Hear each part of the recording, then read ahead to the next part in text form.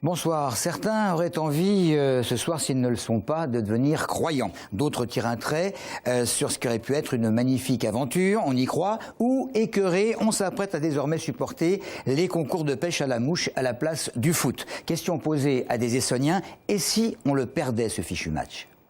Si on perdait, ce serait un peu humiliant, on va dire, parce que déjà qu'ils ont perdu au match aller, s'ils étaient amenés à perdre au match retour... Ça craint pour eux, pour leur réputation, pour tout, quoi. Le mondial sans la France, c'est pas possible. Déjà que ça se passe que tous les 4 ans, il faut attendre, ça fera 8 ans d'attente pour une nouvelle qualification, donc ouais, moi je serais déçu personnellement. Si la France passe pas, ça changera pas grand chose pour moi. Je serais un peu déçu pour la France. Si elle perdait, ce serait vraiment déception totale. De toute façon là, ils peuvent passer là, je crois, il y a moyen. Donc et j'espère les tactiques, tout ça va passer. Ça va être dur vu le match de la semaine dernière, 2-0. On aurait dû faire le bon boulot avant, quoi. Là c'est trop tard et même si on y arrive maintenant, j'ai peur qu'on fasse un sale mondial après en arrivant au Brésil, quoi.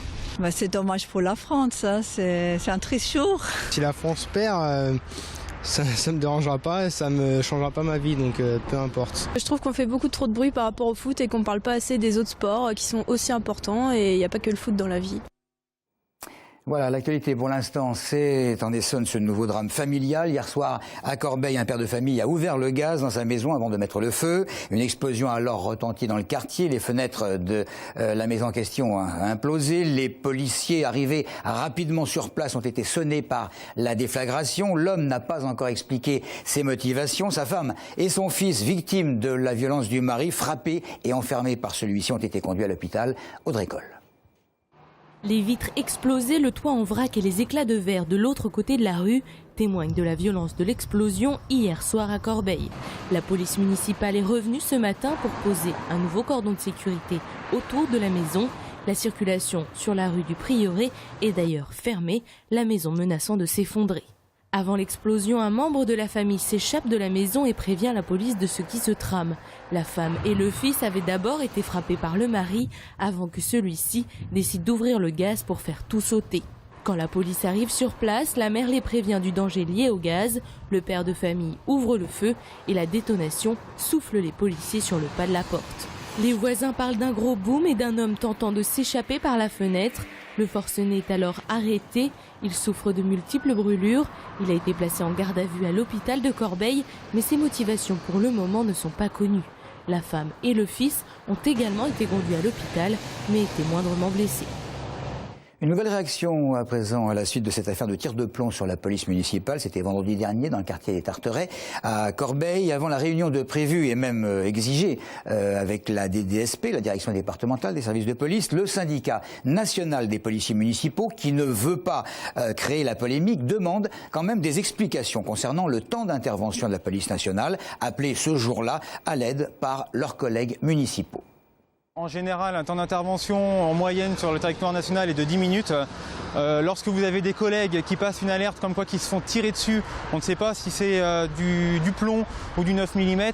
Voilà, on ne met pas un quart d'heure pour arriver sur les lieux d'une intervention. D'autant plus que ce jour-là, il y avait 2 véhicules de police secours qui tournaient sur Corbeil-Essonnes. Ces 2 véhicules devaient se rendre à la gare pour un indésirable qui crée un trouble sur les quais. À un moment donné, il faut choisir aussi les priorités.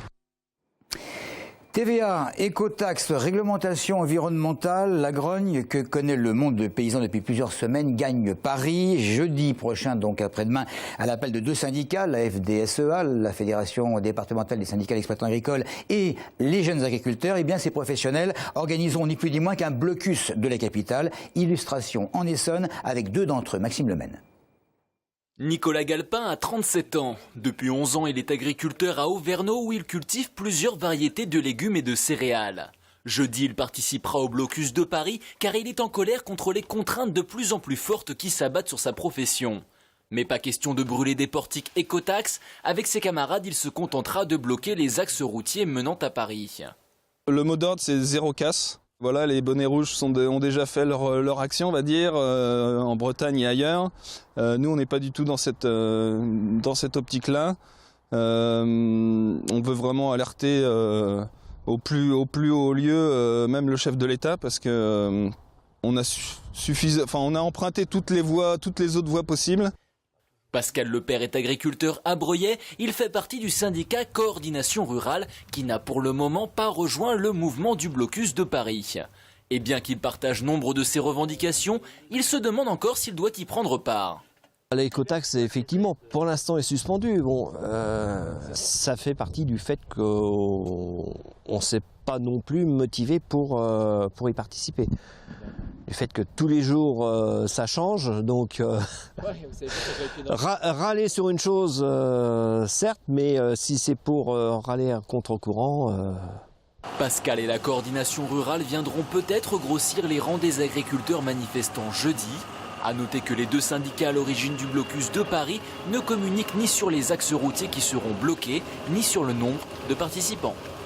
Pas question de pénaliser les prostituées, les clients des prostituées. C'est le positionnement du parti radical de gauche de l'Essonne contre le texte de la députée Maud Olivier. Le PRG, présidé dans le département par José de Souza, estime que dans la proposition de loi, les prostituées sont de fait méprisées, pas écoutées, que pénaliser leurs clients reviendrait leur faire prendre des risques en les poussant dans des endroits isolés. Prise de position politique intervenant quelques jours après la pétition dans le même sens signée par un certain nombre de personnalités comme Catherine Deneuve ou Charles Aznavour.